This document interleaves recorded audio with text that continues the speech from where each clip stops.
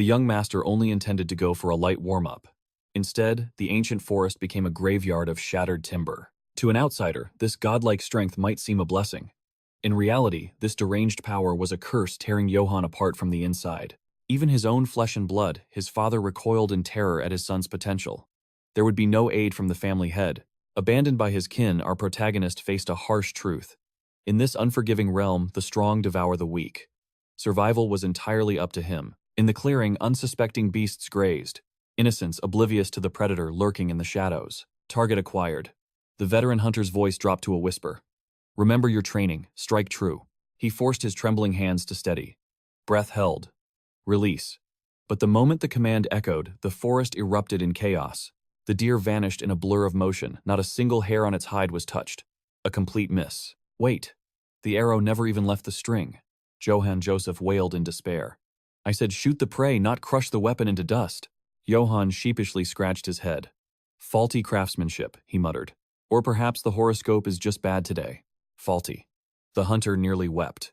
That was mint condition. I knew teaching a noble would be a headache the moment you asked. You were born with a silver spoon, Joseph sighed. Why drag yourself through the mud to become a hunter? Johann bit his tongue. He couldn't admit he'd prefer the way of the sword. His eyes darkened. Ideals don't fill a distinct lack of coin. Ah. Gold. The universal language. The hunter nodded knowingly, though Johann simply smiled, hiding his true desperation. Forget it. Let's move. They left the failure behind, venturing deeper where the shadows grew long and the villages faded from memory. He needed capital, a kingdom of his own. For the soul inhabiting this body was actually Kim Johann from modern Earth. One sudden accident and his previous life ended. Reawakening as a noble in a fantasy world seemed like hitting the jackpot. At first, reality check. He was the runt of the litter.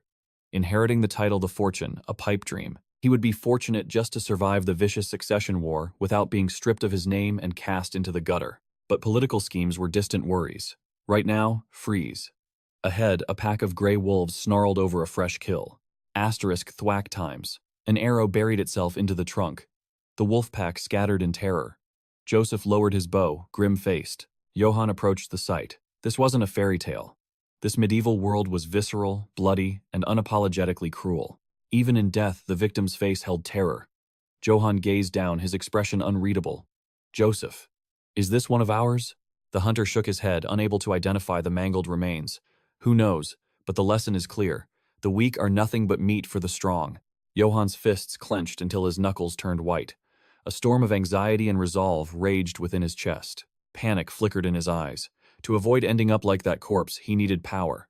And in this world, power equaled gold. Upon his arrival, he prayed for a cheat skill, a magical system. He got nothing. So Johann changed his strategy. If he couldn't have magic, he would have wealth. Enough coin to abandon this toxic family and carve his own destiny. Merchant, free farmer. It didn't matter. Money was the god of this world, and he would become its most devout priest. While Johann monologued, Joseph's sharp eyes caught a glint of purple. Look at this, the devil's breath herb. This is incredibly raw. Before Joseph could finish, Johann had already snatched it. Rare means expensive right. Joseph stared, appalled by the young noble's shameless greed. Then his gaze shifted. A satchel lay abandoned in the dirt. Johann, is that yours? The boy shook his head. Not mine. A heavy silence fell between them. Joseph's blood ran cold. Impossible. No villager dares to venture this deep into the dark zone. A premonition of dread washed over the hunter. And then, it happened. A blood-curdling scream tore through the silence. Instinct took over. They sprinted toward the source of the despair. Help, someone please. Bursting through the brush, they froze. A nightmare scenario. A lone child surrounded by a legion of hungry wolves. Please, it was Robert's daughter. What madness drove a child into the heart of the beast's territory? The pack circled, tightening the noose. Joseph grabbed Johann's shoulder, face pale. We have to run.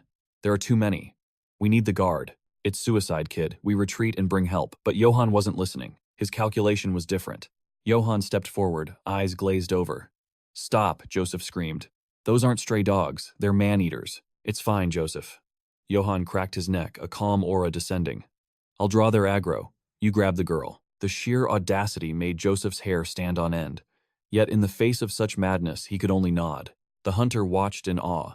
A noble sacrificing himself for a commoner, a true hero, but he didn't see Johann's face. A twisted grin spread across Johann's lips. Heroism, please. He saw a walking quest reward. This forest wasn't a death trap. It was a gold mine waiting to be harvested. 1, 2, 3. A fine harvest indeed. At least 10 brats in the lot, correct. If we bring this bounty to the black market, we will be swimming in gold. Just you wait. It was a sight that defied all logic. Joseph could only stare in shock at young Master Johan's bizarre display. Was this swordsmanship? He swung the blade wildly, a chaotic dance that forced the old man to cry out in sheer disbelief. What on earth was that clumsy technique?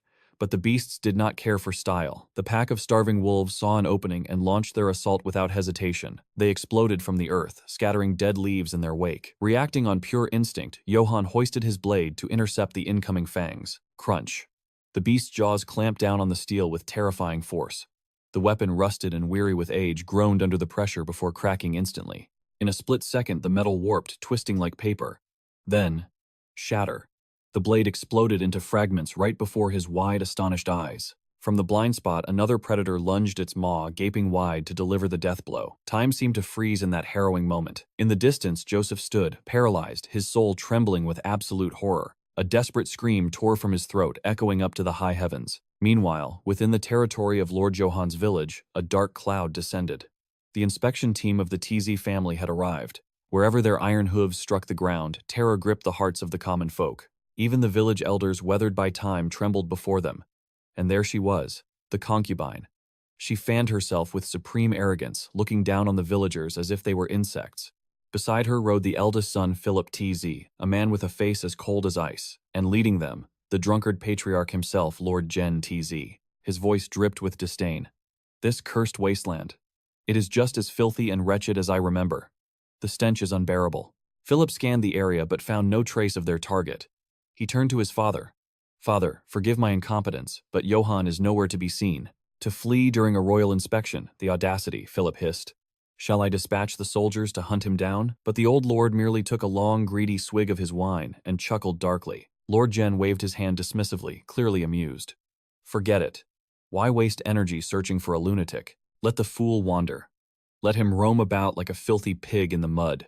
As his gaze drifted, something peculiar caught his eye, a massive, unnatural mound of timber stacked in the corner. Curiosity piqued, he halted his steed. What is the meaning of this? Why is there trash piled at the gate? He demanded. A villager bowed low, trembling. Forgive me, my lord. These are the remnants of young Master Johann's training. It was unsightly, so we attempted to hide it. Hearing this, Lord Gen burst into a fit of sarcastic laughter. Training. Did you say training? That worthless worm thinks he can train, but as the covering fell away, revealing the wood beneath, the laughter died in his throat. His eyes widened, the pupils contracting in sheer shock. There, embedded deep into the solid trunk, was the perfect imprint of a fist, sharp, devastatingly deep.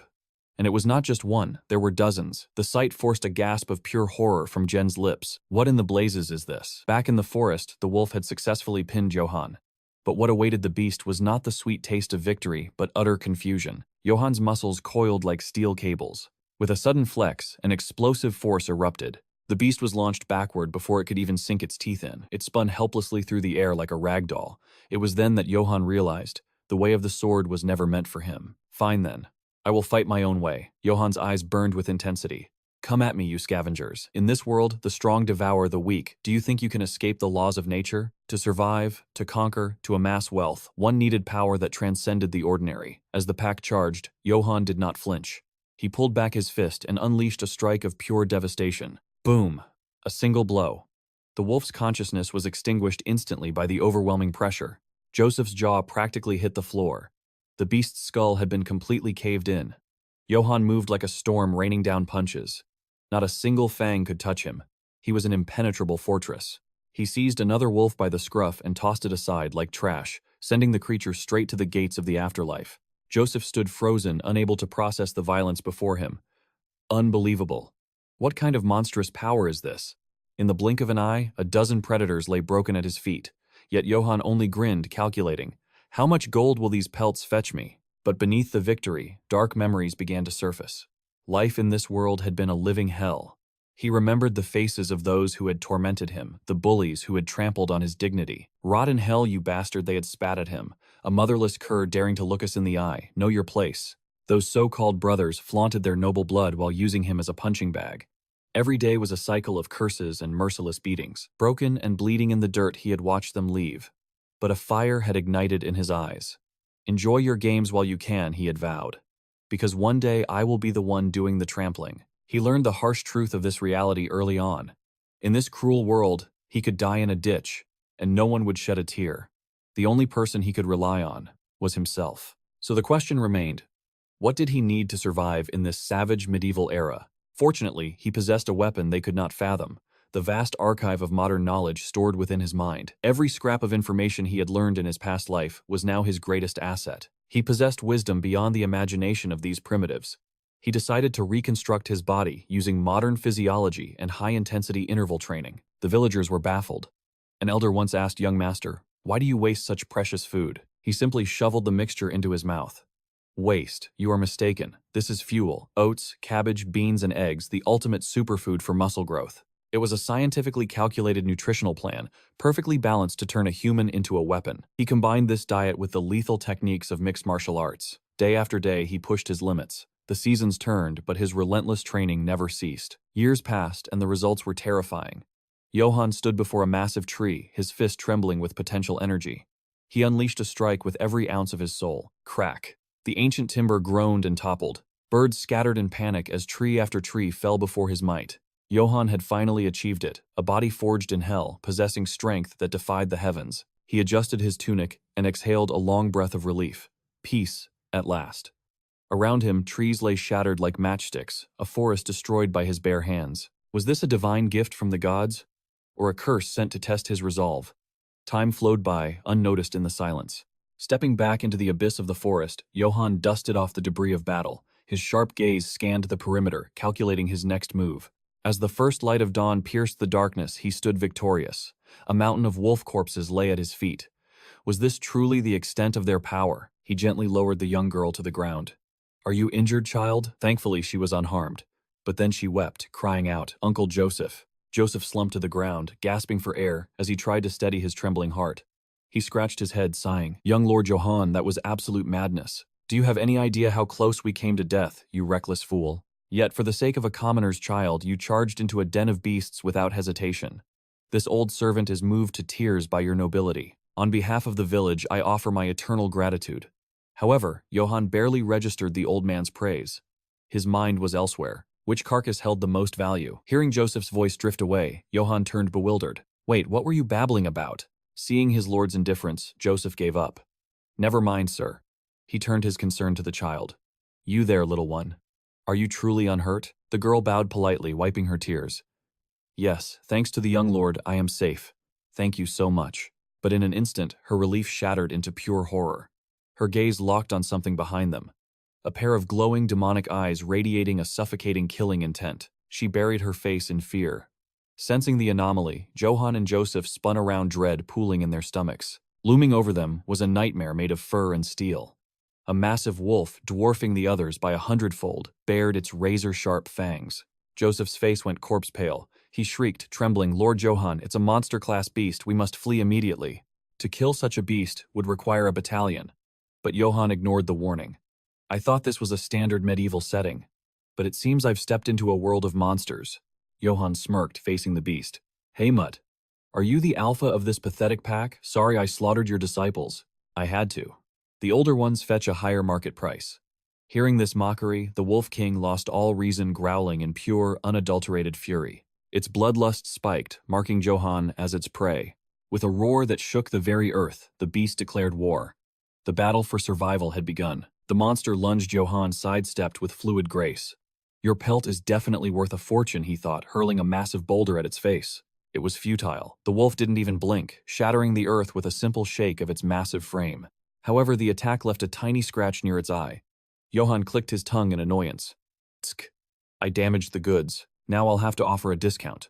The wolf, insulted by his arrogance, gnashed its teeth, its rage reaching a boiling point. It unleashed a howl of despair. The sound wave was physical, a sonic boom so intense Johann had to cover his ears and dig his heels in to stay standing. Joseph shielded the girl with his own body while Johann felt his strength failing.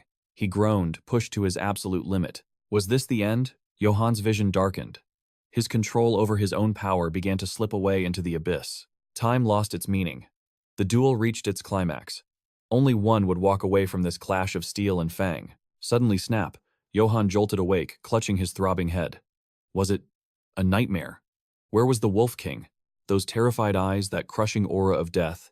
It had all vanished into thin air. He glanced over. Joseph and the girl were unconscious, but alive. Johann let out a long sigh. Everyone was safe. Though the mystery remained, staying was suicide. He hoisted both of them onto his shoulders, casting a regretful look at the wolf corpses his pile of gold left behind. What a waste, he grumbled. Next time I'm definitely bringing an ox cart to haul this loot. Johann trekked home, unaware that a horror greater than monsters awaited him. The moon hung high, a silent witness to the quiet night. Finally, civilization. The village was ablaze with torches. The search party was out in full force. He had saved the girl by accident, but it was still a feat. Maybe this will earn me some favor points with the clan, he mused. He imagined his father's praise. You wiped out a wolf pack. Magnificent. The position of heir is yours, my son. And Philip would weep. But father, I am the eldest. Johann smirked, letting his imagination run wild before grounding himself in reality. Well, maybe not heir, he reasoned. But at least a spot in the elite guard. That would secure my easy life. Suddenly his instincts flared. Something was wrong. A lone torch blazed aggressively in the distance. It was an ambush. The household knights surrounded him, cutting off all retreat. Johann froze, blinking in confusion. Why do you look so stupidly bewildered? Philip roared, breaking the silence. Johann Atz, you dare vanish on the day father visits the tea house. Johann's blood ran cold. The color drained from his face as the memory hit him. That's right. Today was times that times day. He was absolutely dead. Philip continued his tirade, stomping the ground in frustration. You ungrateful brat, you truly don't know your place. The young master gently set his burdens down, his expression calm. Father, urgent matters demanded my immediate attention. Without a word, the Lord clicked his tongue in disgust. Silence, your eyes reek of arrogance. I should cleave that haughty head from your shoulders right now. Johann ground his teeth fury, choking his voice. To survive the jaws of death only to return to this garbage, fate was truly cruel. But then, a thought sparked in his mind, and a cunning smirk touched his lips. Crisis is merely opportunity in disguise. It was time to rewrite the narrative. Respected father, I did not flee your presence out of cowardice. I sensed innocent lives fading in the forest, and my duty compelled me to act. Just then, a villager rushed forward, voice trembling with relief.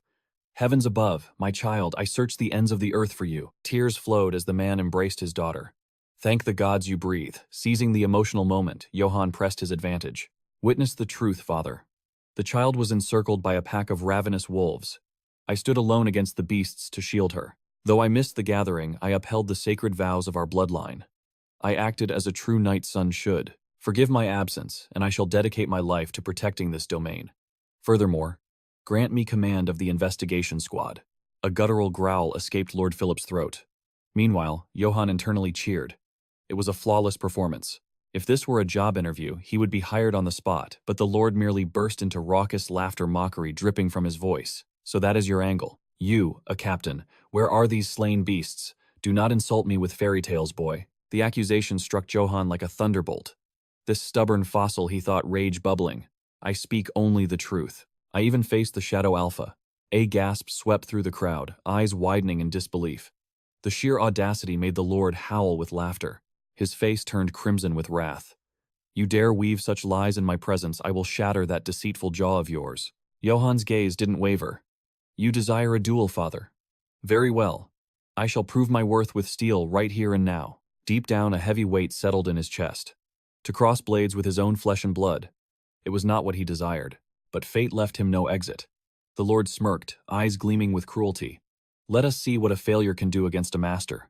Draw your blade, Johann. Swords only. Johann blinked, stunned.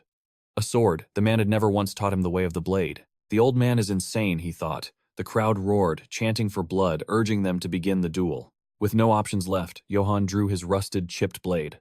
The Lord sighed, shaking his head. Absolute garbage. The aide Philip stepped forward, eyes full of pity, and whispered a desperate warning into the young master's ear. Johann, swallow your pride.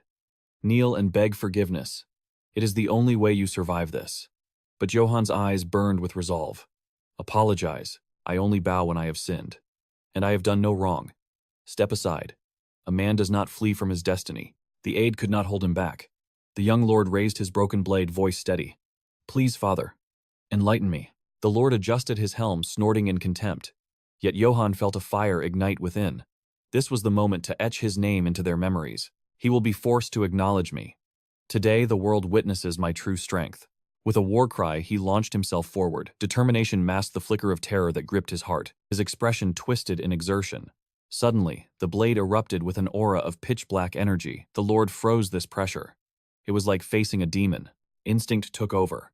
The Lord raised his massive axe just in time, but the weight of experience still tipped the scales in his favor. Crack Johan's sword groaned under the stress. Shards of steel grazed his skin, but he ignored the pain raining blows upon his father's armor. The onslaught forced the Lord to stumble. Enraged, he regained his footing, spitting venom. "You filthy, lucky little insect." Johan weaved through the lethal swing by a hair's breadth. "Call me what you will, but keep your eyes open. Witness my power." The spectators went cold. The killing intent was real. Does the Lord intend to slaughter his own son? He swung the great axe with enough force to cleave a mountain. "Do you know why I never taught you the sword? Because even with training, trash remains trash. You think cheap tricks can defeat me. This land is mine. Not you, not the Emperor, not the gods themselves shall take it from me." Johan danced away, but the shockwaves alone tore at his flesh. Confusion clouded his mind. Is he mad? Drunk on power? The old man's eyes were hazed with bloodlust. Suddenly, a scream pierced the air. Johan. He turned his head at the sound. A fatal error. The axe loomed instantly before his eyes, blotting out the sun. A collective gasp sucked the air from the arena. Time seemed to stand still. Summoning every ounce of mana, he raised his guard, but his strength was a candle before a hurricane. The axe descended. The outcome was absolute. Steel shattered like glass. Johan was forced to his knees, utterly defeated. He collapsed, staring at the ruins of his weapon. The cold steel of the axe pressed against his neck. "Know your place, boy. Next time I take your head." The Lord turned his back, leaving his son drowning in an abyss of despair. Only then did the villagers rush to the fallen hero's side. That night, a scream tore through the silence of the village, shaking the very walls. "You despicable scum." It was Sir Gissen. But Johan stepped in to stop him. Father Van Boga's voice boomed like thunder. "Who cared if the neighbors heard? Let them hear. We are servants of the Holy Church, and we fear no judgment. A knight represents honor itself. So how could he dare treat the savior of this village with such disrespect? It was unforgivable. The priest offered me a saintly smile, reassuring me that survival was a blessing in itself. Yet the rage in his eyes had not yet cooled down. The duel was rigged from the start. Charging into battle in full plate armor, that man must have lost his mind to the bottle. Despite the priest's comforting warmth, the humiliation still stung. Johan could only let out a heavy sigh and face the bitter truth. This was reality. I knew my swordsmanship was lacking, but I never imagined the gap would be this catastrophic. Father Van Boga put away the medicine, silently agreeing with the assessment. After all, Sir Gissen was a veteran knight. He wielded the inherited techniques of a noble bloodline and possessed years of battlefield experience. My defeat was inevitable. Rumor has it that much like the Baron next door, this man once slaughtered 3 rebel soldiers single-handedly. Just picturing it made Johan want to scream. 3 soldiers. I'm out here trying to fight 300 enemies all on my own. Wow. Father Van Boga really has a high opinion of people. In the end, it was a difference in skill. After surviving that giant black wolf, I arrogantly thought a drunken knight would be easy prey. The moment those words left his lips, Father Van Boga froze. He rushed forward, gripping the boy's shoulders with frantic intensity. "Sir Johan, is that true? Did you actually encounter a giant black wolf in the woods?" Johan was confused by the priest's sudden panic, but he nodded slowly. "Yes, I saw it. Dio saw it too."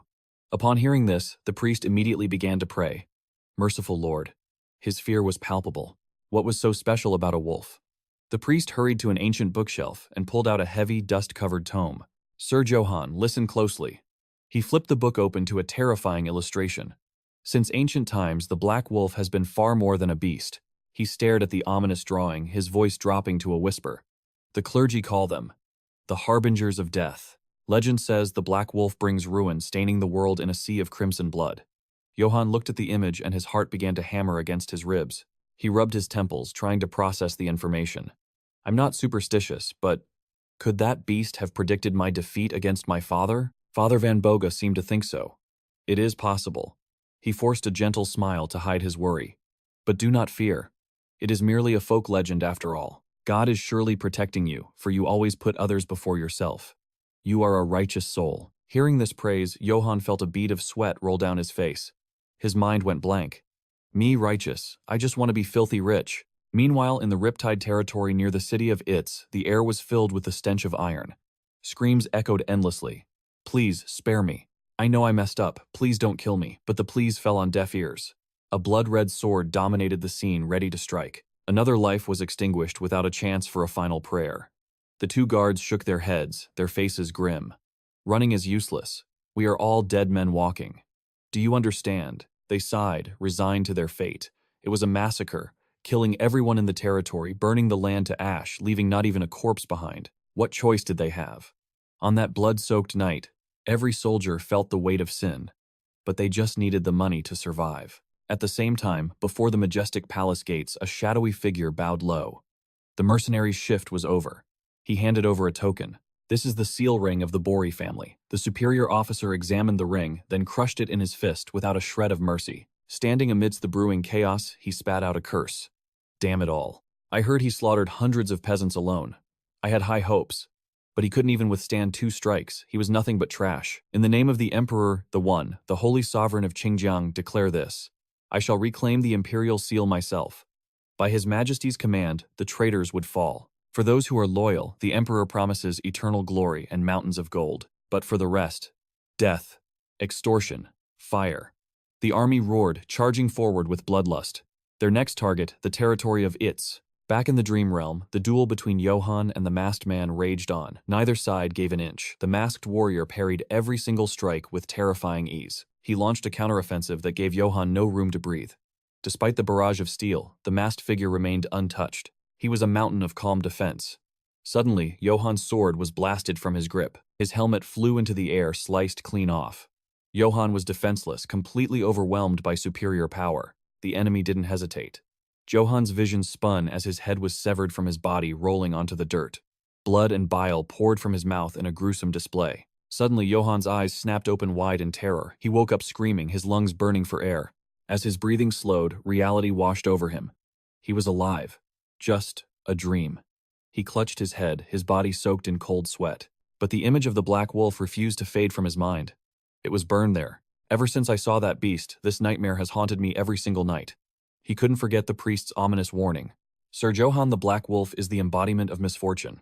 In his mind, the scene replayed the wolf standing beneath a blood-red moon, its face twisted in a grimace, surrounded by death. It carried the scent of the grave. The priests were right. It was truly an omen of death. Johann tried to silence the whispers in his mind. It was merely a superstition, a baseless curse. Even the high priest had dismissed it as nothing more than an old folktale. Whatever happened, he hadn't maliciously harmed that black wolf. Though truth be told, their clash had been anything but gentle. The memory made a chill run down his spine. Did casting stones seal his fate? No, he had to bury those thoughts deep. Forget it. What's done is done. He needed to focus. The scene shifts to a wind-swept hilltop, the perfect stage for cultivation. Johann had claimed this solitude for training, but peace was a luxury he couldn't afford. Hey, you useless piece of trash, 2 unwanted guests had arrived. His half-brothers dripping with arrogance. Have you forgotten your place? A pig should stay in the mud, not pretend to be a warrior. The third-born sneered, stepping forward. Look at him. Barely survived a beating and still acting tough. You train all day but achieve nothing.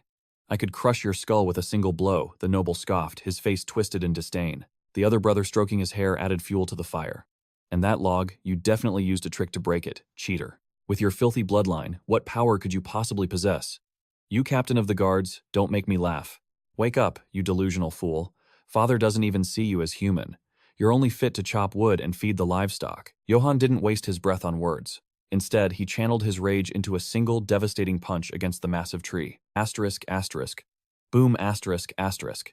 An explosion of aura shattered the wood instantly.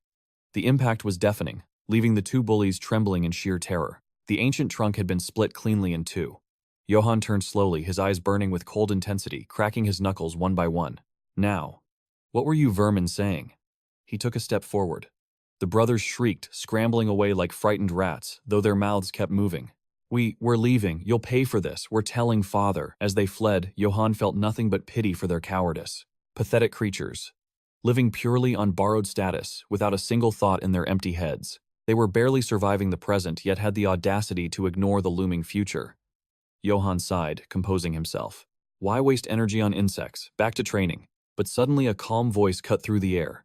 They weren't wrong, you know. Philip approached his presence, commanding. Father will never grant you a title. Johann forced a bitter smile, unable to deny the truth. Philip was sharp. He saw the board clearly. He spared your life, which is a mercy in itself. It was a cold comfort. Does it sting? Philip asked. Johann didn't flinch. I have no choice. I must carve my own path to survive. Philip's next words froze the air. It's not about worth. Father is times terrified, times of you. Johann paused, the weight of the revelation sinking in. Seeing Johann's confusion, Philip continued. Johann, your strength is unnatural. It's too great. To a ruler, uncontrolled power is a threat. He wants an obedient puppet like me, but I intend to play the game differently. Father fears that one day you will take everything from him, just as he betrayed grandfather to seize the throne. Johann scoffed, though hurt flickered in his eyes. That's absurd. I have no such ambition. Ambition or not, the threat remains. Philip snapped his fingers. Bring it here. A servant stepped forward with a heavy bag. At once, Lord Philip. The servant unveiled the contents, and Johann's eyes went wide. It was the old gear. Philip had cast aside a sturdy longsword and plain iron armor gathering dust in the castle armory. Consider this alone. No other weapons. Philip leaned in, whispering, I'm not like our father. I don't discard useful tools. I'm not foolish enough to exile a warrior of your caliber based on paranoia. When I ascend to the throne, you will be my sword. The captain of the Imperial Guard. Until that day comes, hone your skills and stay out of trouble. Johann immediately protested, I don't start the fights. But Philip was already walking away, waving a dismissive hand. It wasn't an insult, but a silent agreement. Johann watched his brother disappear into the distance, then looked down at the steel lying on the grass. The armor triggered a memory of a nightmare. If I wear this, will I meet the death I saw in my dreams? Yet a fire burned in his gut. No, I will shatter that destiny. I will survive. There was no guarantee, only resolve. In a heartbeat, Johann donned the armor. It felt heavy, grounding him. Fate or not, a warrior needs a weapon. As the sun dipped below the horizon, painting the sky in blood red, a legend was beginning. Meanwhile, inside a bustling tavern, the air was thick with ale and gossip. I'm telling you, it's no tall tale. A patron slammed his mug down. Sir Johann single-handedly slaughtered 50 wolves, 50. And he didn't take a single coin. He threw the reward away. He only drew his blade to save an innocent girl. Honor, integrity. Is that not the definition of a true knight? The crowd roared in agreement. Compare him to that gluttonous lord of ours, a lecherous drunkard versus a hero. Why isn't that pig dead yet? If only Johann had taken his head right then and there, but we all know how this goes. He will likely show mercy simply because that trash has noble blood. Just then, the storyteller turned his attention to a mysterious figure cloaked in shadows, offering a warm welcome. Listen here, friend. Drinks are on me tonight. Indulge yourself. But the stranger's response was sharp as ice. You ask why? The old man roared with laughter. It is a celebration. Sir Johann saved my beloved daughter from certain death. The stranger adjusted his scarf, his eyes narrowing. And who exactly are you? Your aura does not belong to this place. Instantly, a suffocating killing intent exploded from the cloaked figure. A maniacal laugh echoed. To draw a blade against a lord, such arrogance knew no bounds. Do you ignorant peasants truly not know the meaning of fear? The crowd froze, paralyzed by the stranger's sinister cackle. Old man, your tale has stirred my curiosity. Tell me everything you know about this Johann Az. A deathly silence strangled the tavern. Meanwhile, unaware of the looming storm, Johann was casually making his way home. His spirits were soaring. In his mind, Johann was already playing out 1,000 glorious futures. Surely Philip will name me captain of the guard once he ascends the ranks. His flower-paved road to success seemed clear. But suddenly, reality intervened. A shadowed figure leaned against the fence, blocking his path. Johann paused. A drunkard. Well, a future captain cannot simply ignore a citizen in need, can he? He approached with a practiced smile. Excuse me, sir. Sleeping out here is a quick way to catch a chill. Allow me to escort you home. But suddenly his instincts screamed. Something was wrong. What is this pressure? The air turned freezing cold. The stranger shifted instantly into a combat stance. Johann's pupils trembled as primal fear took hold. What is happening? Darkness had already swallowed the town, extinguishing every light, leaving them alone in the void. In a flash, cold steel pressed against Johann's throat. He hadn't even seen the movement. His mind raced. Who is this monster? An assassin sent by the Jason family. Impossible.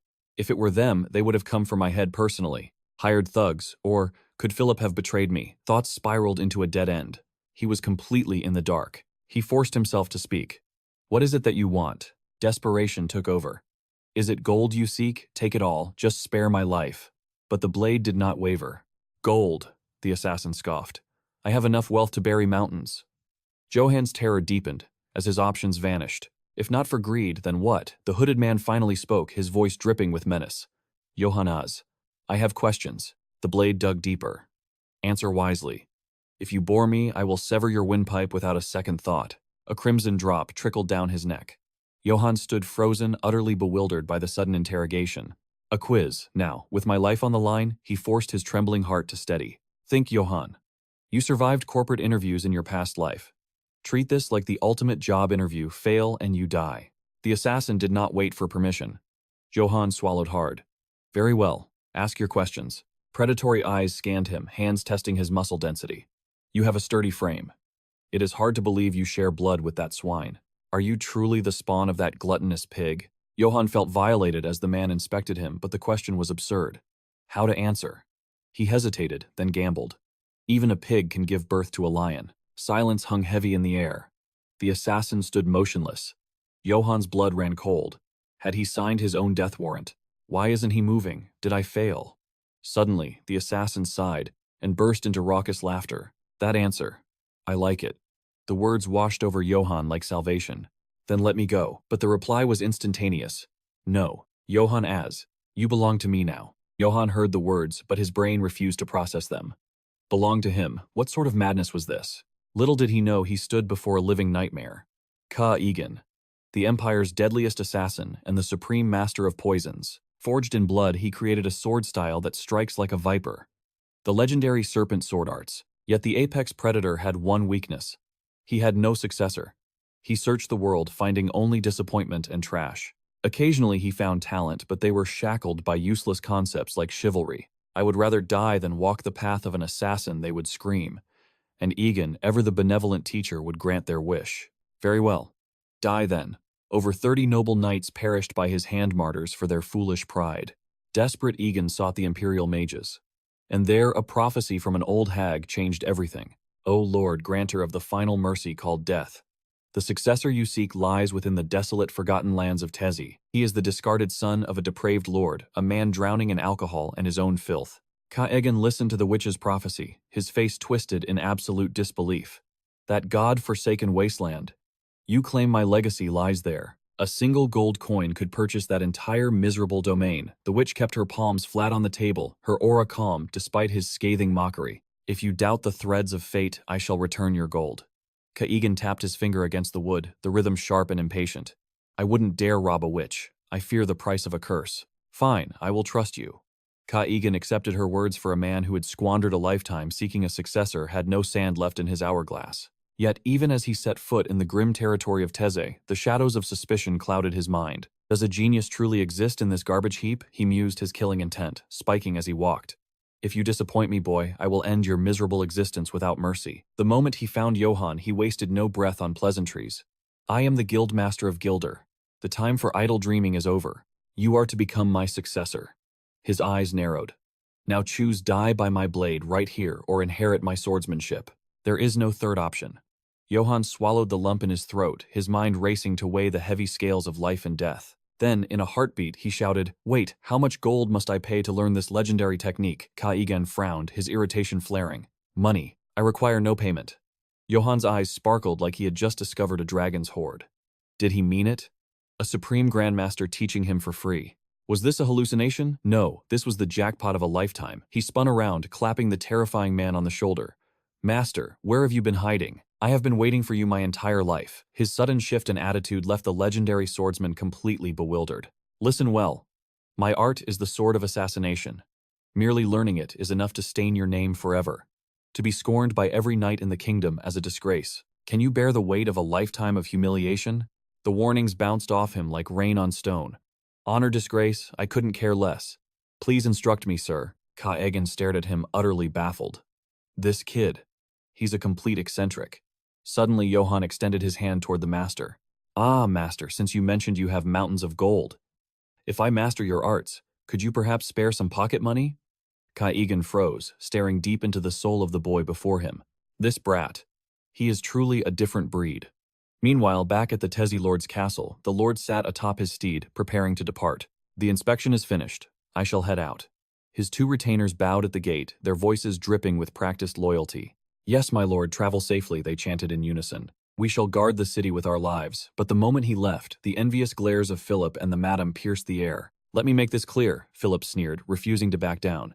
No matter how hard you struggle, the family sword belongs to me. I am the only true heir. Philip continued to ramble, his voice grating and arrogant, unaware of the storm brewing nearby. So annoying. All they do is bicker like stray dogs. I'm so sick of this, I can't even stand to look at them.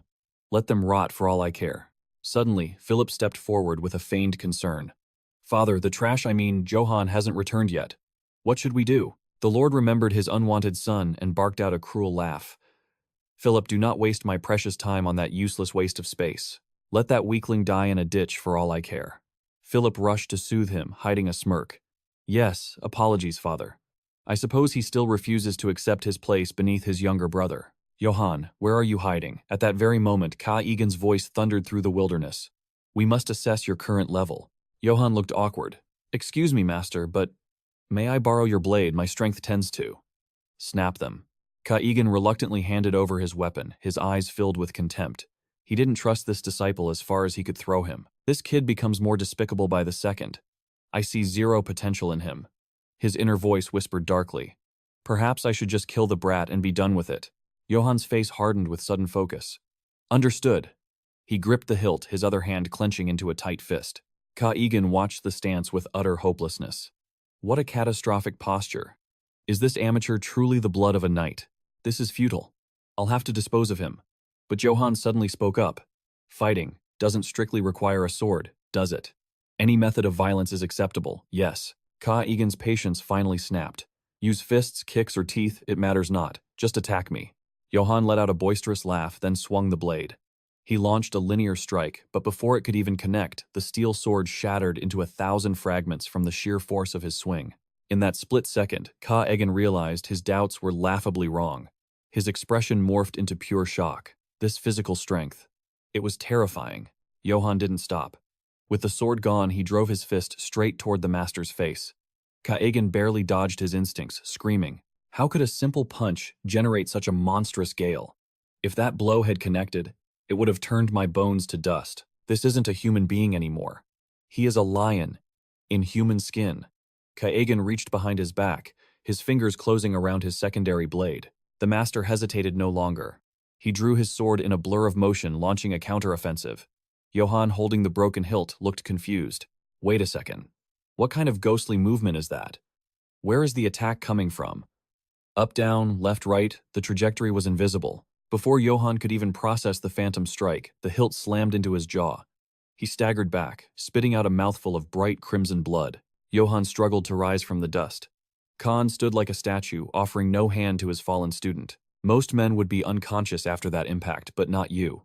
You are a monster in human skin, unlike anyone I have ever witnessed. If you were born in the chaotic era 1,000 years ago, you would be worshipped as a god of war.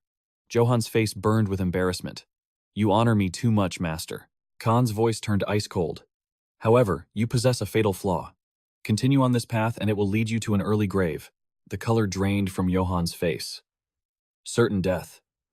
What do you mean? Master Khan stepped forward to reveal the harsh truth. Your power is a wild beast you cannot tame, and it will eventually devour you. Johan stood up slowly, nursing the throbbing pain in his skull. That is ridiculous. I am not foolish enough to strike myself. Ignoring the protest, Khan summoned another arsenal from the void. He tossed a fresh blade to his disciple. You doubt me. Very well. Attack me again with everything you have. If you can shatter my blade, this time I will grant your heart's desire. Pure gold. The boy's eyes instantly blazed with greed. Gold coins. Johan gripped the hilt, his hesitation vanishing instantly. You had better keep that promise, old man. Khan moved like a phantom, drawing his weapon to intercept. Steel collided with steel, erupting in a violent shower of sparks. But once again, Johan's blade exploded. He screamed in agony as the metal shards backfired, slicing into his own flesh. Johan stumbled back, warm crimson trickling down his cheek. The memory of the impact replayed in his mind. It was a hopeless stalemate, exactly like the duel with his father. Khan stood unharmed, his blade pristine, ready to lecture the boy. Do you see now? Your own strength is destroying you. Learn to suppress it, Johan, or you are a dead man walking. Gritting his teeth, Johan ripped the metal fragment from his armor. He realized his own unchecked power was the blade piercing his heart. He let out a heavy sigh. For a grandmaster, this was child's play. For the first time, the terrifying reality sank in. I get it. I must leash this monster inside me to survive. Only then can I become the captain of the security forces. Ka'an nodded gravely. Once you master your aura, you will be capable of feats like this. In a blur of motion, the master swung his wooden scabbard at the resting boy. Panic surged as Johann raised his broken blade to block. A sickening crack echoed through the clearing. Johann looked down, his eyes widening in absolute disbelief at the damage to his armor. A blunt scabbard had sliced through iron plate. Khan held the wooden sheath, his expression unreadable. Observe. By focusing your energy, even a dull piece of wood becomes a razor. If you tame your terrifying power, your potential is limitless. Suddenly, the sheath came flying at his face again. Instinct took over, and he barely dodged the ambush. Khan lowered his weapon. The assessment is over. Now begins the true hell training. It will break you. You may die in the process. Do you accept this fate?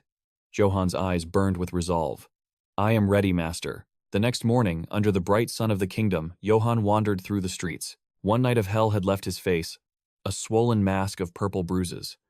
Even his own mother wouldn't recognize him. He had barely touched the surface of key control.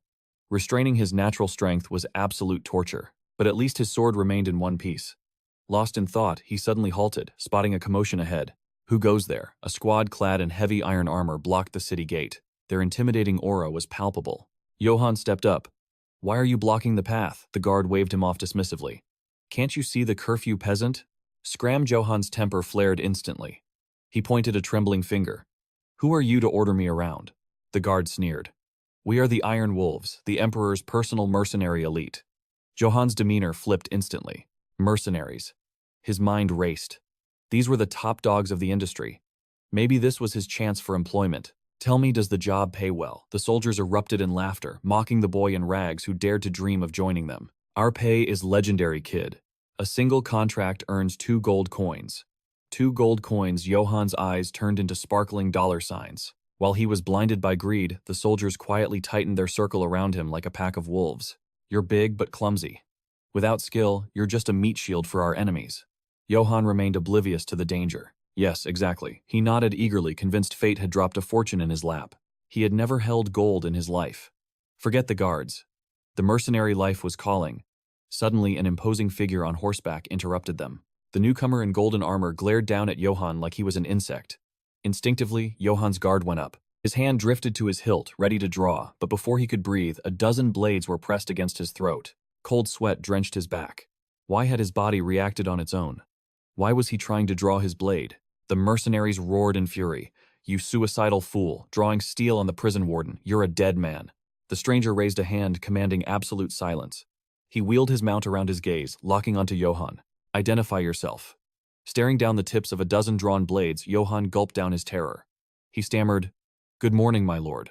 I am Johann. Whose son asks. The rider slowly removed his helm, revealing a cascade of platinum blonde locks. It was the unmistakable aura of the Holy Empire's Imperial Guard. Johann bowed low, though his hand drifted instinctively to his hilt. Even facing wolves or my father's wrath, I had never known terror like this. The killing intent was suffocating. I felt like a rabbit frozen before a descending dragon. The knight commanded coldly, Move. You are blocking my path. A soldier shoved them aside as the procession marched on. Gods above, look at you shaking. Scared out of your wits, kid. Watch your step next time. If there is a next time. His subordinate trailed respectfully behind Lord Kazam. Sir Kazam, shall we simply ignore that insolent brat? The knight offered a cruel, knowing smile. I'd hate to spoil such a fine day with bloodshed. Not yet.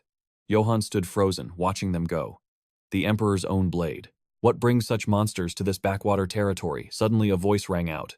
What Sir Kazam is here? It was Philip scrambling out of the estate in a panic. Why would high nobility descend to this filth? Gasping for air, he bowed frantically. I am Philip Fitz, heir to this land, Lord Kazam. To what do we owe this honor? The madam appeared instantly, practically dripping with desperation to please him. Oh my heavens, Sir Kazam. A face carved by the gods themselves. Now times this times is a true lord in the making. If I were 20 years younger. Please, you must grace us with your presence for a feast. Kazam strode past her without a glance. Wait, my lord, did you hear me? Philip scowled at her clumsiness. Kazam took his seat, resting his hand on his helm. His face was divinely handsome, yet twisted with malice. Where is Gasson? The name dropped like a stone, silencing the room instantly. Philip swallowed his fear. My lord, with respect. Addressing my father by name is a breach of etiquette. The madam cut him off, screeching in defense. Nonsense. He is the Empire's sword. He speaks as he pleases. I shall attend to his every need myself. Philip ground his teeth, cursing silently.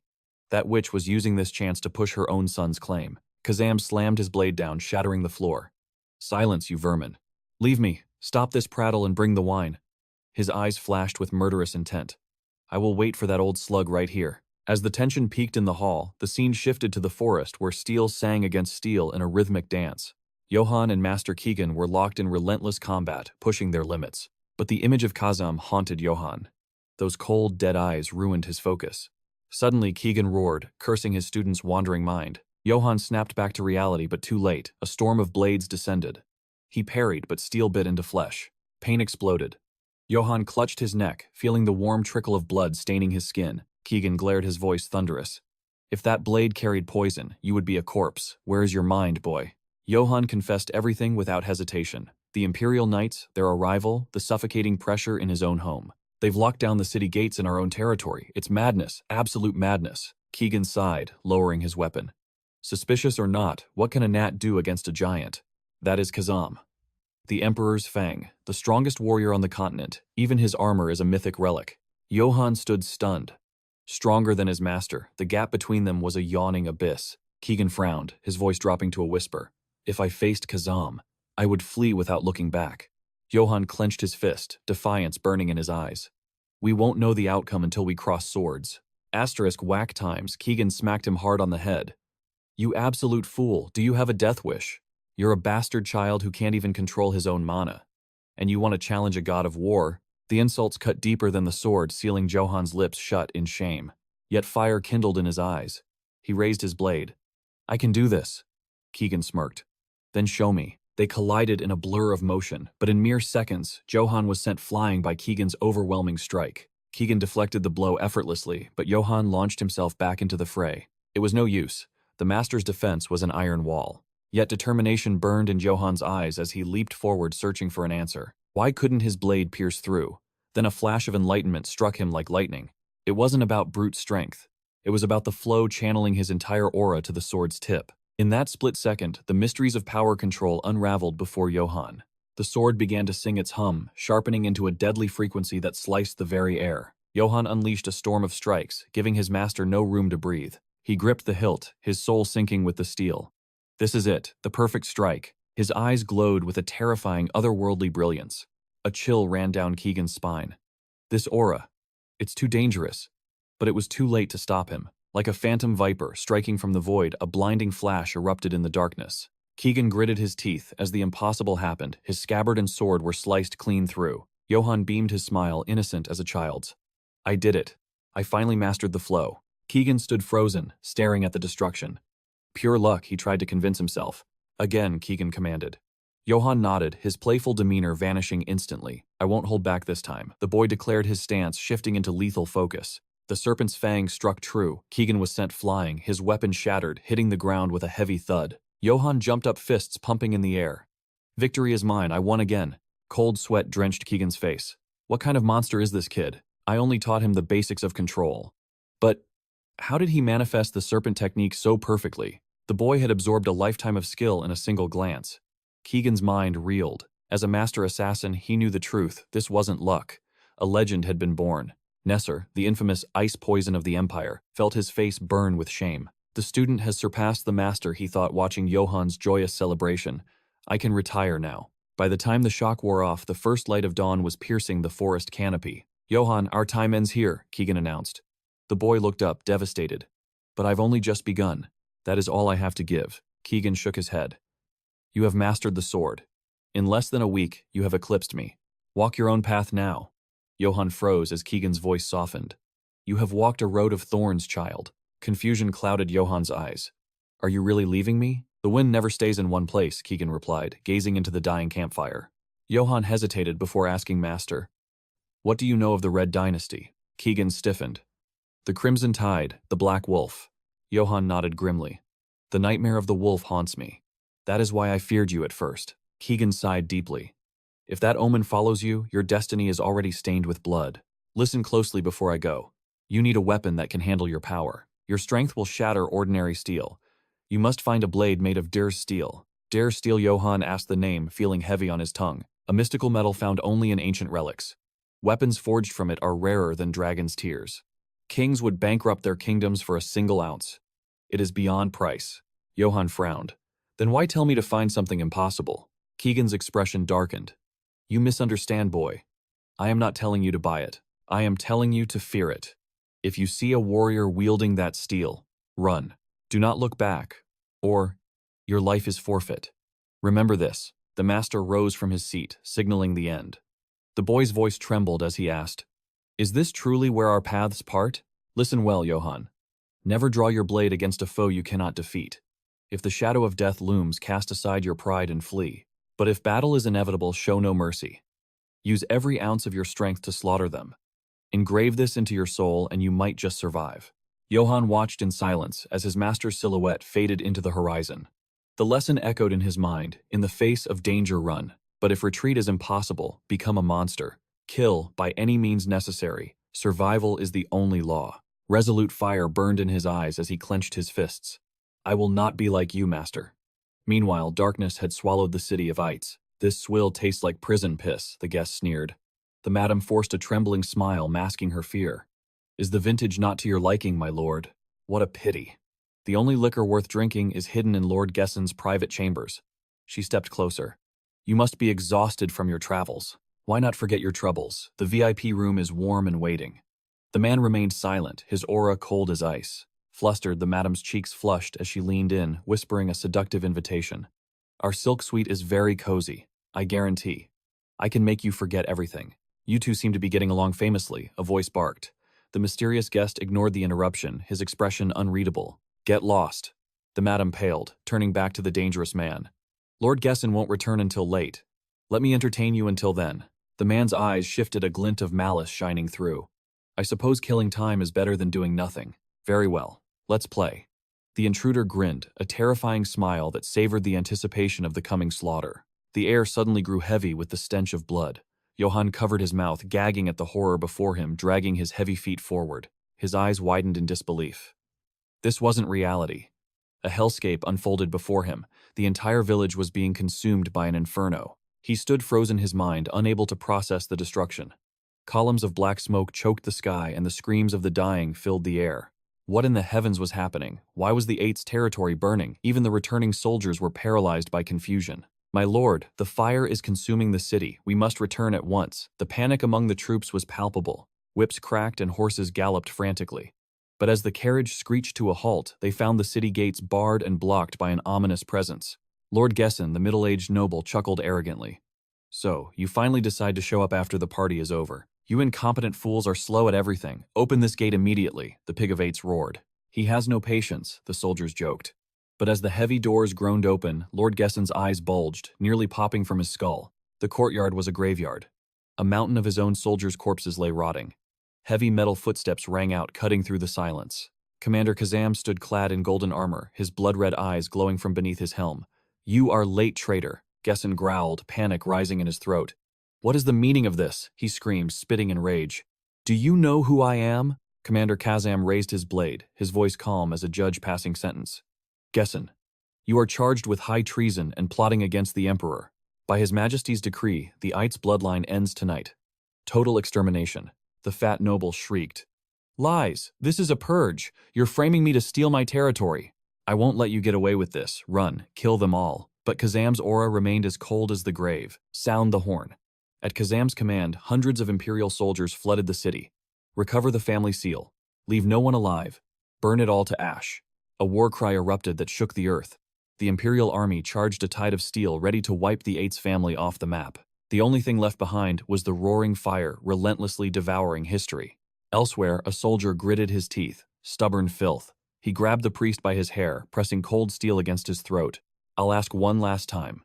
Where's the pig's bastard son hiding? Speak or meet your maker. Protecting a ghost, the soldier roared, raising his sword to decapitate the holy man. Then die with your secrets. */times. Hot blood sprayed across the cobblestones. But it wasn't the priests. The soldier stared in shock as his own severed arm spun through the air. He stumbled back, looking at the shadow that had appeared. Young lord. Vanberg gasped, recognizing the figure. Johann stood amidst the flames, a dark expression on his face. What is happening here, Vanberg? I didn't know. The royal army. They are slaughtering everyone. Vanberg whispered, blood masking his face. Lord Gessen, he may already be dead. Johann's body trembled. Even his father. The fire roared beside them like a gluttonous beast. They weren't just killing people, they were erasing the village from existence. Johann clenched his jaw until it cracked. Damn it, I have to get to the castle. Suddenly, a familiar voice called out from the smoke.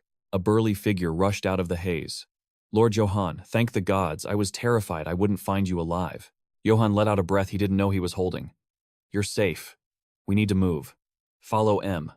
But his words died in his throat. Behind him lay the corpse of the girl's father, slain by his own kin. Lord Johann. Father. The words choked in his throat as he gazed upward in sheer horror. This gentle soul who cherished his daughter above all else had met an end steeped in agony. His eyes swept the carnage blankly.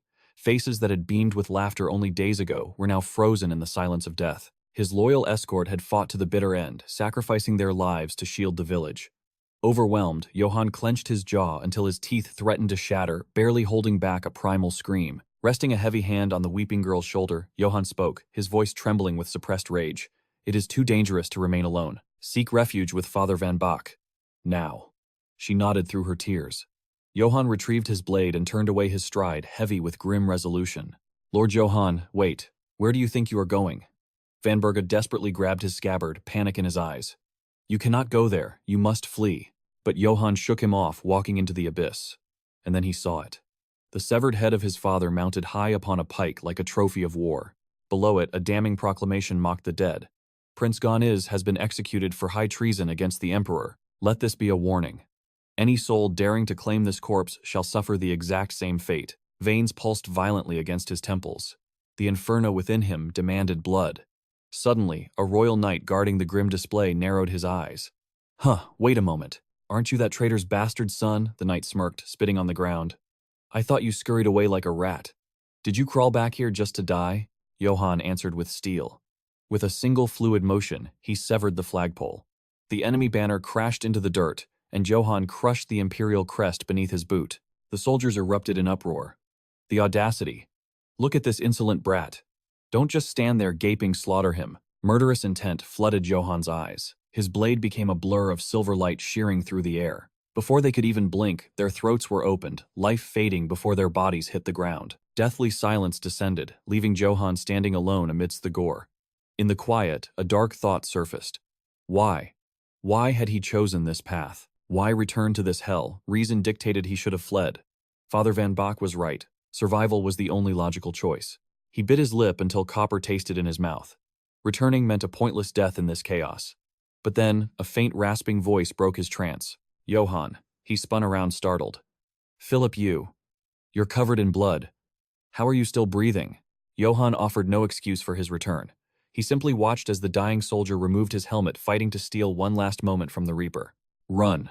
You must run. Staying here is a death sentence. Philip's trembling hands lifted an object. He wanted you to have this. For the day you became a lord. Johann accepted the heirloom, his heart heavy, as he listened to his brother-in-arm's final testament. Johann tightened his grip. His master's teachings warred within his mind. One must know the gap in power. If the odds are impossible, flee. His fingers dug into the scratched metal of the helmet. His enemy was an imperial knight, a monster of the battlefield. Even his master would command him to run without looking back. But sometimes, running is not an option. Sometimes fate leaves only one path. If battle is unavoidable, then one must kill at all costs. He whispered a final farewell and donned the helmet. Johann rose, fists clenched with resolve. With a thunderous crash, he shoved the heavy gates open. The garrison froze, eyes widening in disbelief. Mouths hung open. What the hell? How did that bastard breach the perimeter? Where are the guards? Johann roared, his voice shaking the walls. Kazim, you coward. You cut down my men, one by one, now face me, get out here. Heavy footsteps echoed like doom. A massive figure emerged, radiating bloodlust. The tip of his gore-soaked blade tapped against the stone, a rhythmic countdown to death. The warden approached slowly, an arrogant sneer on his face. Well. So the traitor's runaway whelp actually survived. He tilted his head, feigning curiosity. You were the boy crying at the castle gates back then, weren't you? Johann, was it? Johann wasted no breath on pleasantries. I have no patience for introductions, Johann spat, his aura darkening. Just think of me as the embodiment of your death. You bastard. The knight laughed coldly. You should have kept running, boy. If you had stayed a coward, you might have lived to see another sunrise. but it seems you are eager to throw your life away." His eyes gleamed with sadistic delight as he unsheathed his blade. "If you wish to die, then come." Johann launched himself forward without hesitation. "Save your breath. I'm coming for your head." Johann and Kazim clashed. Sparks erupted like a sea of fire, the sound of steel meeting steel screaming through the courtyard. Johann channeled all his fury into a devastating downward strike, but Kazim blocked it with terrifying ease. The impact was thunderous and ominous. A spiderweb crack appeared on Johann's blade. Under the crushing pressure of the Imperial Knight, the steel could not hold. It snapped in two. Kazim's blade continued its trajectory, nearly slicing Johann in two. Johann barely managed to shove himself back, narrowly escaping death, but he quickly regained his stance. A heartbeat later, Johann counterattacked with the broken shard gambling everything. Seeing his prey refuse to surrender, Kazim grinned like a demon. Now this is entertaining. But as Johann advanced, an invisible slash intercepted him. He froze as a flurry of strikes rained down, aiming to mince him into oblivion. Johann stood his ground, seemingly frozen. The warden, sensing blood, leaped forward with incredible speed, unleashing a barrage of lethal strikes. Johann barely evaded the onslaught, tumbling backward to avoid decapitation. The warden brought his blade down again, aiming to finish it. At the last possible millisecond, Johann sidestepped the Reaper's scythe. The attack missed by a hair's breadth, yet the shockwave alone was devastating. The stone pillar behind him exploded, sending massive chunks of debris crashing down with a thunderous roar. Dust and smoke billowed like a storm cloud. Kazim smirked, his confidence soaring as he recalled how easily he had crushed the previous assassin. This boy was nothing compared to that challenge. Suddenly, a shadow burst from the thick smokescreen, but Kazim reacted with lightning speed, his blade singing through the air and slicing the figure in two before blood could even splatter. However, it was a trap. Johann had used a feint to mask his approach, tossing a smoke grenade to blind his enemy. Kazim chuckled, finding the cheap trick almost adorable. How entertaining. Kazim glanced at his opponent, his eyes dancing with a mix of bloodlust and amusement. "Go on then, mongrel. Dance for me a little longer." The bastard child of the Atse family. Truly a stain on nobility. But unexpectedly, Johann struck. A flash of steel forced Kazim to raise his guard instantly. Asterisk, clang times. The slash carried terrifying weight. It didn't just hit, it bit deep, piercing the enchanted armor and cutting into the flesh beneath. Johann pressed the advantage with nothing but a broken blade. Kazim's instinct screamed danger, forcing him to leap backward to create distance from this madman. Johann casually discarded the shattered remains of his weapon, gripping only a jagged fragment. As the dust settled, the true predator stood, revealed, ready to hunt. Kazim stared at the bleeding wound on his wrist, his mind reeling. Questions flooded his heart like a tidal wave. He slashed right through it, disbelief washed over him. Is this not imperial steel? The arrogance from moments ago evaporated, replaced by the cold tremor of fear. Johann calmly armed himself with a fresh sword and began a slow, suffocating walk forward. Kazim watched him, his eyes trembling with bewilderment. His soul screamed in denial. Impossible. No mere human can damage this armor. Who exactly was he fighting? This was no ordinary boy. Johann launched his assault. The two warriors clashed in a symphony of destruction. Kazim struggled to parry his mind, unable to process a physical strength he had never witnessed in all his years. But as the sparks flew, Kazim noticed something strange. After trading blows for a while, the fear began to fade. Johann's strikes were clumsy, crude. He was relying entirely on monstrous brute force, swinging his sword wildly like a barbarian with zero technique. I see an opening. Kazim lunged forward, his blade grazing past Johann's shoulder by a fraction of an inch. Johann awkwardly ducked and scrambled back. Kazim sneered internally. Asterisk. Exactly as I thought. He has power but no discipline to handle a refined thrust. Asterisk. Watching Johann flail that sword around without strategy, Kazim's earlier doubts resurfaced. This was just a brawler. He swings by instinct alone. Did the great Gao never teach this brat a single lesson in true swordsmanship? Still, that brute strength was a threat. Kazim decided to end this farce immediately before luck turned the tide. He recognized that clumsy stance from the start of the battle. If the boy tried that stupid slash again, Kazim had already envisioned the kill. He would slip past and sever Johann's head from his neck. Defiance surged within him as he prepared to charge and claim his victory. But then the atmosphere shifted. What Johann's blade suddenly twisted, moving with the fluid, lethal grace of a striking viper. The serpent struck its prey. The impact was so violent that the sword blade couldn't withstand the collision with the armor and shattered once more. Yet the steel failed. The broken blade tore through the defense, carving a gruesome gash that sprayed crimson across the arena. Kazim's heart stopped. His pupils shrank to pinpricks. Johann didn't stop. He wound up a fist charged with raw catastrophic power and delivered a straight punch. Asterisk, boom times. Kazim was launched across the room. His breastplate caved in and he vomited blood, his eyes wide with horror as he desperately used his sword to stay upright. He collapsed to one knee, clutching his shattered chest. He spat out a mouthful of lifeblood, his mind a whirlpool of agony and confusion. Through the pain, realization struck like lightning. Asterisk. That movement. It was the Kaline style. The lost art of assassination, asterisk. Johann Atze had been hiding his fangs all along. The boy stood there, pointing the broken blade forward, radiating an aura of pure, suffocating death. Damn it, Kazam cursed inwardly, furious at his own blindness. I was played for a fool. He tried to cover his mouth, but blood continued to gush, pooling beneath him. Johann ripped off his helmet, his face twisted in sorrow and rage. He smashed the helm into the dirt, screaming, "Why? Why did you have to go this far?" Kazam lifted his trembling head, looking at the boy who had bested him. It was all for His Majesty, he wheezed. The Empire is crumbling. His Majesty drew the imperial sword to restore order to this chaotic world. The sword. Mapka. He coughed violently, pain racking his body before breaking into a manic laugh. I have no regrets. I am grateful to serve. Then his voice softened, turning solemn. Boy. For decades I have fought on countless battlefields. I have dueled the greatest knights of this age. But never have I met a monster as strong as you. A desperate light ignited in Kazam's eyes. Come with me, join the Empire. His Majesty needs a warrior of your caliber right now. Think of it, mountains of gold, endless silver. You would be granted fertile lands that stretch as far as the eye can see. You would stand at the peak, a royal knight. You could become the Emperor's own blade, just like me. Johann, let the words wash over him. Endless silver, glory, power. He looked up at the gray sky, a strange hollowness settling in his chest. Once this was the life he had dreamed of, but now he felt absolutely nothing. The realization solidified his resolve. He looked down coldly and replied, I refuse. Kazam's jaw dropped, unable to comprehend the rejection of a kingdom's fortune. What did you just say? Johann roared with righteous fury. Get out of my sight. You didn't just slaughter my family, you butchered innocent serfs who never sinned. Kazam scoffed in disbelief, looking down his nose. Serfs. You are rejecting my generous offer over some worthless livestock.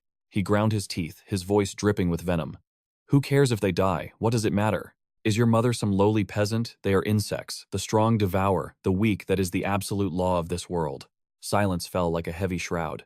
Forgive me, Master Johann thought, clenching his fists until his nails dug into his flesh, drawing blood. This fury. It was consuming him. His chaotic strength could no longer be contained. Without a second thought, Johann's fist connected with Kazam's face. He went berserk, unleashing a storm of blows. For the Emperor, for these so-called worthless lives, Johann's rage ascended to a terrifying peak. He poured every ounce of power into one final strike, screaming into the void. What makes you so noble? Who gave you the right to decide who lives and who dies? Crack Kazam's face twisted grotesquely under the devastating impact. Defenseless blood sprayed from his shattered visage. His body went limp, twitching uncontrollably as crimson drops fell from Johann's knuckles. Johann stood panting, veins bulging like snakes beneath his skin. Kazam lay on the cold ground, beaten to a pulp, coughing up his own life force. Johann turned his back, ready to abandon this filth. But he hadn't taken 3 steps when a broken voice called out, You absolute fool. Trembling Kazam pointed a shaky finger. You should have taken the deal while you had the chance. Even with shattered teeth and a ruined face, his arrogance remained. Now, it is far too late for you. You broke the Emperor's blade. You will know only eternal suffering from this day forth. Hearing this, Johann stopped and slowly turned his deadly gaze back. Come here, Johann commanded. Kazam's arm shook violently before his spirit finally broke, and he collapsed into total unconsciousness. Johann hoisted the body and walked into the haze of blazing red smoke sparks dancing around him like fireflies of war. This world looks at death with cold indifference, he mused. To survive here, men think of nothing but gold and greed. His anger still burned like an unquenchable fire, his fist remaining tight. For a moment, hesitation flickered in his mind, but the memory of villages swallowed by hellfire and the screams of the murdered fueled his resolve. They had slaughtered everyone in his territory, neighbors, friends, family, all reduced to piles of cold gray ash. Stepping over the corpses of fallen soldiers, he made his vow. Even if the entire world turns against us, we will walk this path. We will never regret our justice. Johann's eyes hardened, shining with a resolution sharper than steel. This is our way of life. Meanwhile, chaos erupted at the city gates under the cover of darkness. Commander Dien stormed in his face, a mask of shock. I will ask you one last time, is that report the truth? A soldier wrapped in bloody bandages answered with a tremble. It is the truth, sir. No lies, I swear it. You must believe me. He burst in like a demon and bludgeoned the entire squad to death. Then, with his bare hands, he took Lord Kazam Dien, swallowed hard silence, choking the room as he processed the horror. That was the last we saw of Lord Kazam. But Kazam was missing from the scene. Dien roared, "If you speak the truth, Lord Kazam's body should be right there. How can I believe such insanity without a single shred of proof?" The soldier stammered, fear gripping his tongue. Well, that is. I don't understand it myself, sir, but I saw it with my own eyes. Another guard rushed in. Lord Dien, the pursuit team is assembled. Dien sighed heavily. I know. I'm coming. Hurry, footsteps echoed in the hall. Dien barked commands, his voice carrying the weight of death to the entire army. Torches blazed as the legion mobilized, screaming for blood. Dien issued the final decree. Target confirmed, Johann Az. The chaotic rhythm of boots filled the night. A traitor stained in blood, the suspected killer of a noble, he had to die. Meanwhile, Johann was sprinting through the shadows, carrying the unconscious Kazam while dodging the onslaught. Back at the gate, Dien screamed, "Hunt him down, kill him if you must, but bring that body back at all costs. Understood." With the enemy closing in, Johann was forced to fight a running battle burdened by the weight of his captive. Despite the terrain, he crushed every soldier in his path. Seeing this, the pursuit team turned pale with terror. Rumors spread like wildfire. He can tear through O-grade steel with his bare hands. Do not engage him alone. Treat this as a dragon hunt block. Every exit, we will hunt him relentlessly through the night until he collapses. The soldiers exchanged fearful glances, one whispering the question on everyone's mind. Is Lord Kazam already dead? Dien's voice dripped with icy malice as he issued the kill order. Bring me that traitor's head. His Majesty demands blood. Johann's mind raced, replaying Philip's final instructions. Listen well, he was close now, just 500 steps to the northwest. Find the herd, take the stallion, survive no matter the cost. The words echoed like a mantra in his head. He dropped the heavy cage at the base of an ancient tree, his lungs burning like fire. Through the haze of exhaustion, he scanned the darkness for the silhouette. There. The temple Philip spoke of. Salvation. He collapsed against the wood, thinking he was finished, but the gods were seemingly on his side. Dragging Kazam Ain's corpse was a desperate gambit to confuse them, but the imperial hounds were faster than he anticipated. Still, the knight's armor was stronger than any shield. He would have to haul this dead weight a little longer if he wanted to live. Johann struck his numb thighs, forcing strength back into his limbs. Move, he commanded himself. He stumbled toward the structure and pushed the door open. The hinges groaned in the silent night. And there, piercing the gloom, stood a beast of pure white fury. The stallion snorted, sensing a warrior's presence. A warhorse, Johann realized, awe washing over him. This is Gon's legendary steed. The beast didn't shy away.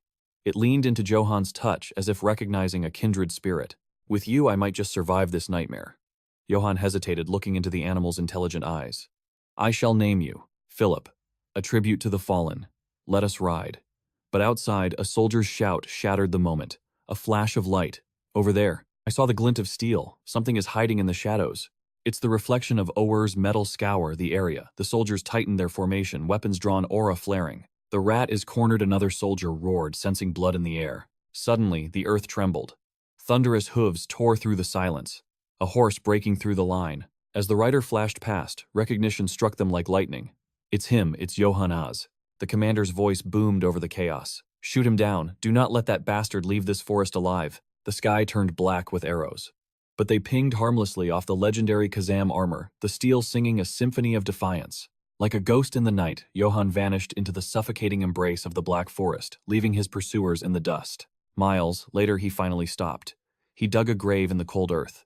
Even a monster like this deserved a burial. It was the last shred of his humanity. He looked back at the corpse, hesitation gripping his heart. That armor was worth a kingdom. But the sword. He tested the blade's balance. Light as a feather, yet harder than diamond, he muttered. Oh, steel. But the runes etched into the metal made his blood run cold. Ancient imperial script. I am the one who reclaims the seal. The one who takes back the family crest. Rage boiled within Johann. This blade was forged to destroy his very heritage. A cursed weapon. Even its name felt like venom on his tongue. It was the enemy of his bloodline. Decision made. He strapped the sword to his waist and kicked the priceless armor into the pit. He would keep the weapon but bury the defense. It pained him to leave such treasure, but speed was his only armor now. Damn it all. Regret tasted bitter, but greed would only get him killed. He vowed to return for it one day. With grim resolve, he shoveled the dirt, burying the evidence and the past together under the soil. His body trembled violently. Exhaustion clawed at his mind. Was this truly enough to hide his tracks? Kazam Ain. an emperor's knight. When news of his death spreads, the entire empire will hunt Johann to the ends of the earth. The knight's final curse echoed in his memory. From this moment on, you shall know only suffering. Johann closed his eyes, a bitter smile touching his lips. Suffering, his life had been a living hell long before he spilled this blood. The Az clan was ash and ruin. He was penniless, homeless, and hunted. He couldn't even sell the armor to save himself. His hands shook uncontrollably. He was at his limit. Just a moment. I need to rest. But his instincts screamed.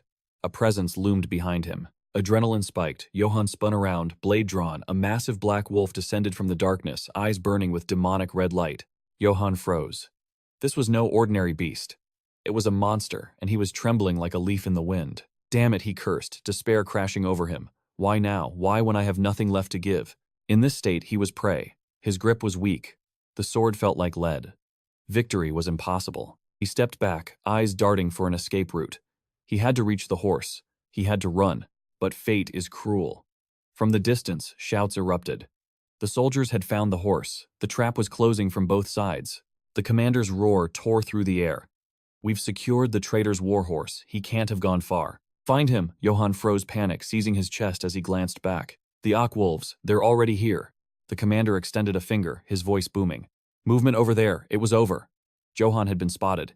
He clenched his jaw until it ached. Curse it all. Encircled. Monsters ahead, executioners behind. The net was tightening, leaving him zero chance of survival. As he scrambled for a foothold, despair washed over him. Is this really how my story ends? Suddenly a shadow eclipsed the sun. The black wolf exploded into the fray. It ignored Johann, lunging straight for the soldiers with savage fury. Screams of terror erupted. It's a demon. Save us. Johann watched wide-eyed and paralyzed. What was happening? Why didn't it attack him? He shook his head, regaining focus. Don't question miracles. The path is clear. It's now or never. But his body betrayed him. His leg buckled under the strain. He ground his teeth, commanding his exhausted limbs to move. Stay and die, or run and live. Summoning every ounce of spiritual energy left, Johann let out a primal roar and forced himself upright. He vaulted onto the stolen stallion's back. Seizing the chaos, he kicked the beast into a gallop, tearing away from the slaughter. As the wind whipped his face, memories flooded his mind. The schoolyard, where he first learned the power of words. The relentless passage of time. The distance grew, and so did the nostalgia. He saw himself and Philip as children. Their bond forged in innocence before the world turned dark. The training montage of his life played out in blink of an eye. From boy to warrior. Leaving his birthplace. The final silent farewell to ATZ village. Back at the ambush site, silence fell. The squad was annihilated. The black wolf stood amidst the carnage, the sole survivor. The beast didn't chase. It simply watched Johann's figure fade into the horizon. A silent guardian witnessing the death of his childhood. But safety was an illusion. Seeing the royal guard swarming the perimeter, Johann's frustration peaked. Damn it. Peering through the dense brush, cold sweat trickled down his neck. Checkpoints, they've sealed the entire region. He collapsed, his spirit breaking. I'm finished. Since the escape, I haven't eaten or slept. Hunted like an animal by the Ak clan for 3 hellish days. I've cheated death so many times I've lost count. When the wretched mob attacked, they came in waves of 7. Their eyes were voids of exhaustion and malice. Johann knew he had hit his absolute limit. He couldn't even lift his blade. The weight of his own survival was crushing him. Panic, raw and unfiltered, set in. Is there truly no exit? Am I destined to be caught and butchered by these scoundrels? A sound broke his trance, wheels turning. He spun around. A convoy. A group escorting a carriage was approaching. Johann narrowed his eyes. Armed bodyguards, heavy cargo, a trading caravan. A spark of a plan ignited in his mind. Right, disguise. If he played the role of a wandering peddler, he might have a shot. A dangerous gamble. If I blend into their formation, I become invisible.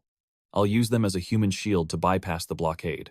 The carriage bore the insignia of the Katana Aodang Merchant Guild. A mercenary scout shouted back, Master Aodang trouble. Report Gozen Kan scanned the road ahead. A solitary figure blocked their path. The bandit leader, No, a heavily armored rider, stood waiting.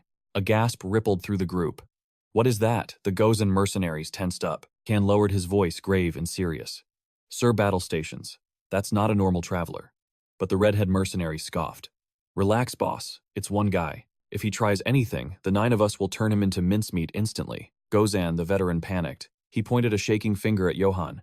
You blind fool. Look closer, Gamson. He's not a bandit. He's decked out in full-plate armor, riding a military-grade warhorse. That is a knight's gear. Gozan can hissed, gesturing to Johan's waist. Do you see that weapon? Look at the hilt. That violet aura. That's a blade. Forged from owner steel, it will slice through our armor like it's paper. If we engage him, we won't just lose. We will be obliterated. Gozan slapped his forehead in frustration, but Gamson remained blissfully arrogant. The veteran tried to warn them, but the fool was digging their graves. Seriously, you're exaggerating, old man. We outnumber him 9-1. 9-1. Another mercenary shoved the girl in the red dress aside, snapping. Someone gag this idiot before I do. I can't think with his stupidity polluting the air. The squad was on edge, face-palming at their teammates' death wish. Get back, moron. If you don't understand the power gap, then keep your mouth shut. Master Eo Dang, sweating profusely, took command. Gozan can ready the men. If that knight twitches, unleash hell. I'll approach him first, he ordered, his voice trembling. Wait for my signal.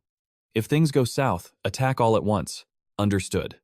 Eo Dang dismounted, trembling as he stepped forward, while Gozan Kan whispered a final prayer to the squad. Listen well, men. Strike him from his horse first, then drive your blades through the gaps in his armor. The merchant approached his smile, masking a probing gaze. Greetings. I am Eo Dang of the Katana Trading Company. I prefer to avoid unnecessary bloodshed. Might I ask for your name, stranger? Johann stiffened. His disguise made him look inhuman, triggering their instincts. The mercenary's eyes narrowed, sensing a threat. Eo Dang studied him with calculating eyes. The air grew heavy with confusion and unspoken violence. Johann's mind raced. Damn it. Does my appearance give me away? He had to de-escalate and fast. He lowered his guard, removing his hat in a show of submission. May the gods bless your travels. My name is Johann. Bandits stripped me of everything. Please, there is no need for steel. He pointed past the merchant, voice trembling slightly. Could you ask your men to lower their weapons? Their killing intent is palpable. The tension shattered as Eo Dang erupted into hearty laughter, the weight lifting from his shoulders. Forgive my rudeness. In this lawless world, a merchant must always prepare for the worst-case scenario. I understand completely, Johann replied. Now is his chance.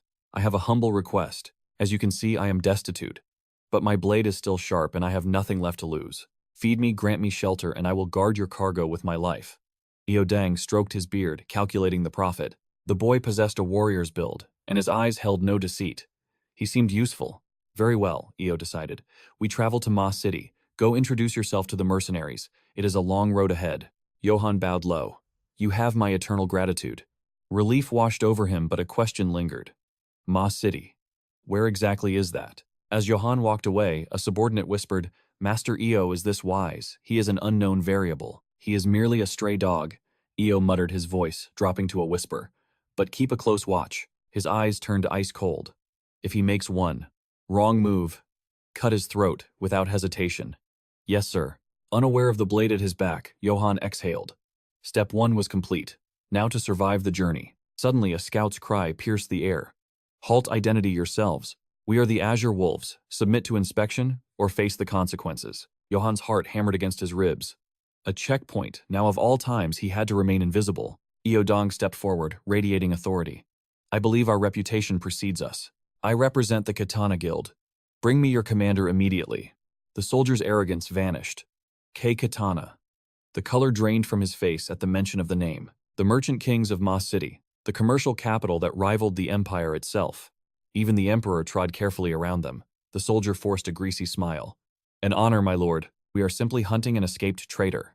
Surely a quick search won't delay you. Johann clenched his fist. A traitor. They had locked down the entire road just to hunt him down. The guard turned to Johann. You there, helmet off. Let us see your face, Johann cursed silently. He feigned a racking cough. Forgive me. I carry a hideous plague upon my face. The soldiers cackled cruelly. Did your mother curse you at birth? Show us this monster. The guard stepped closer, hand on his hilt. What are you hiding, freak? The air crackled with danger. Johann's grip tightened on his weapon. If they touched him, blood would flow. He had no choice. Enough, Eo Dang's roar stopped them dead. The merchant was truly enraged now. Do you dare treat the Katana Guild as common criminals based on mere suspicion? We follow royal orders, the guard stammered. Silence, fetch your captain. Eo Dang pointed a trembling finger at the soldier.